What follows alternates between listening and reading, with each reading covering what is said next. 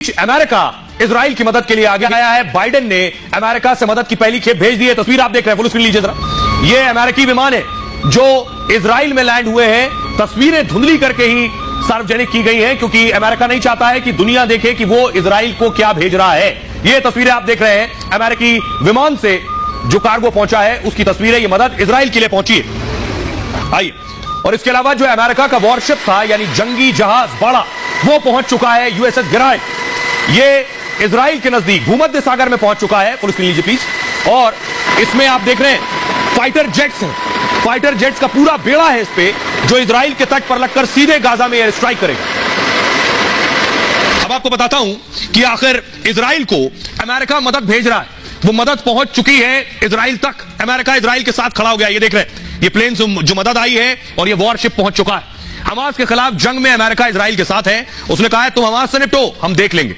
मतलब इजराइल के साथ अमेरिका चट्टान की तरह खड़ा है। बाइडेन ने इजराइल को मदद का वादा किया था और अमेरिका ने मदद करनी शुरू कर दी है। अमेरिका का एक विमान इजराइल पहुंच गया है। यह विमान भारी हथियारों की खेप लेकर पहुंचा है। हालांकि हथियारों की जानकारी नहीं दी गई है, और लेकिन हाईटेक ड्रोन, बारूद और गन का दावा किया गया। मतलब हमास पर हमले के और हथियार इजराइल को मिले।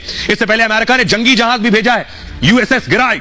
पूर्वी मध्य सागर में अमेरिका का जहाज पहुंच चुका है जो समुद्री मोर्चे पर इजराइल की ताकत बढ़ाएगा और लेबनान हमास जैसे दुश्मनों से मुकाबले में साथ देगा। इस बीच अमेरिकी विदेश मंत्री एंटनी ब्लिंकन खुद इजराइल जा रहे हैं। वो जानेंगे कि इजराइल को किस किस तरह की मदद चाहिए। इसके बाद अमेरिका उसकी और सैन्य मदद करेगा। अमेरिकी सेना खुद भी बड़े ऑपरेशन की तैयारी में है। बंधकों को छुड़ाने के लिए वो गाजा में भी घुस सकती है। तैयारी है, अमेरिकी सेना खुद गाजा में घुसने की तैयारी में है।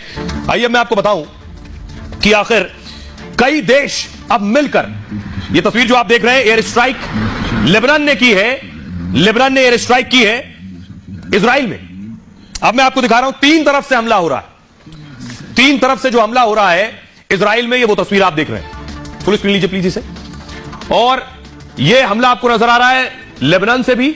आप देखिए ऊपर लेबनान है, पीले रंग का जो हिस्सा आप देख रहे हैं, वहां से एयर स्ट्राइक हो रही है इजराइल पर। दूसरी तरफ देखिए सीरिया, सीरिया से भी एयर स्ट्राइक हो रही है इजराइल पर, और गाजा से भी एयर स्ट्राइक हो रही है। अब इजराइल को तीनों तरफ से लड़ाई लड़नी है। तीन हिस्से की लड़ाई है।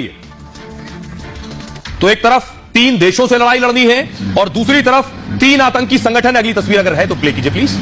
ये जो आप देख रहे हैं, इसमें हिजबुल्ला, इसमें तालिबान और हमास। फुल स्क्रीन लीजिए इसे। ये तीन आतंकी संगठन है जो एक साथ आकर खड़े हो गए, एक साथ लड़ने की तैयारी कर रहे हैं इजराइल से।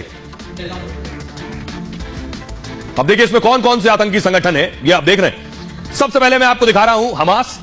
हमास ने इजराइल पर सबसे बड़ा हमला किया और हमले में अब तक 1000 से ज्यादा इजरायली मारे गए। हमास को कई देशों और संगठनों से मदद मिली है। हिजबुल्ला, तालिबान ने भी मदद के लिए हाथ बढ़ाया है। दोनों आतंकी संगठन कई देशों में बैन है। अगला संगठन है हिजबुल्ला, लेबनान का आतंकी संगठन है हिजबुल्ला। यह भी लड़ने को तैयार है, हमले भी कर रहा है।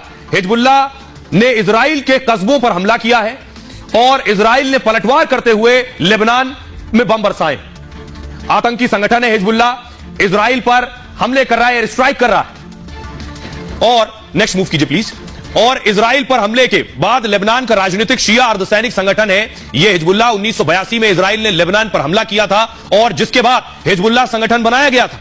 संगठन को लेबनान के संविधान के तहत मान्यता प्राप्त है और इजराइल से लेबनान को बचाने का क्रेडिट मिला हुआ है। अब मैं आपको बताऊं कि तालिबानी लड़ाके भी हमास की तरफ से लड़ना चाहते हैं।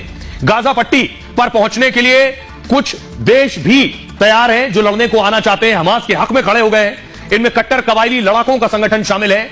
मौलवी और धर्मगुरु इस संगठन की कमान संभालते हैं। तालिबान में पश्चिमी देशों के प्रभाव को खत्म करने की कोशिश हो रही है। इस्लामी शरिया कानून स्थापित करना लक्ष्य है। सुनिए जरा क्या कुछ कह रहे हैं डिफेंस एक्सपर्ट संजय सोई। जब ये आतंकी संगठन भी हमास के साथ लड़ेंगे तो इजराइल के लिए कितनी परेशानी बढ़ जाएगी। अभी कुछ कहना मुश्किल है कि इसको किस प्रकार से हल किया जाएगा, क्योंकि युद्ध चलेगा लंबा और युद्ध के बाद ही कुछ उसके बाद बातचीत हो सकती है। बिल्टअप